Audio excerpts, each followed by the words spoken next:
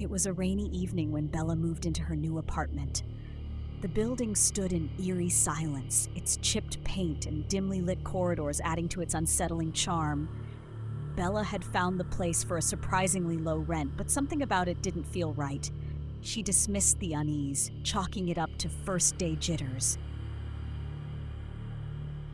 On her first night, Bella unpacked boxes late into the evening. As she settled into her new home, she noticed strange little details. A picture frame nailed to the wall with nothing in it, and a locked door in the corner of her living room that didn't come with a key. She thought nothing of it until, as she was brushing her teeth, the bathroom lights flickered. Then she heard a faint echoing whisper that sounded like her name. Bella?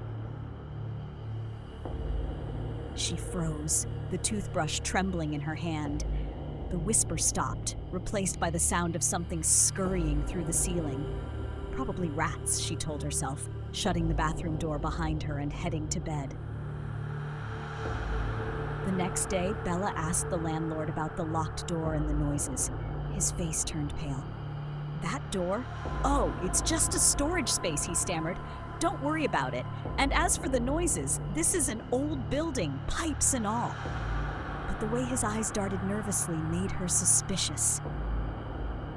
By the second night, the strangeness intensified.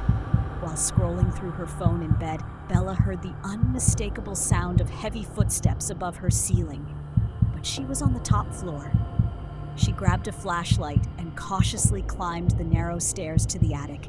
Inside, the air was thick and cold. The room was empty, save for a rocking chair in the corner.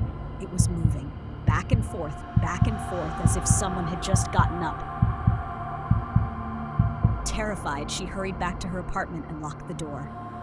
At exactly 3 a.m., Bella woke to a loud bang. Her bedroom door had slammed shut on its own. Her heart pounded as she turned to see a dark figure standing at the foot of her bed. It whispered her name again, this time louder. Bella, leave.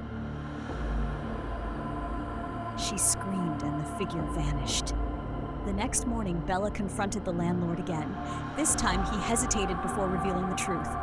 That apartment, the last tenant disappeared, and before her, well, let's just say no one stays for long. Some say the place is cursed. That night, Bella decided to leave.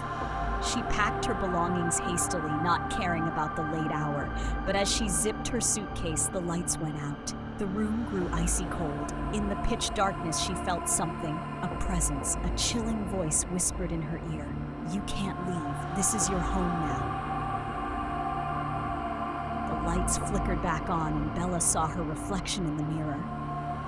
The figure behind her wasn't hers. It was a pale, hollow-eyed woman staring directly into her soul. Bella screamed and ran for the door, but it wouldn't budge. The next morning, the landlord noticed Bella's car still parked outside. When he went up to check, the apartment was empty.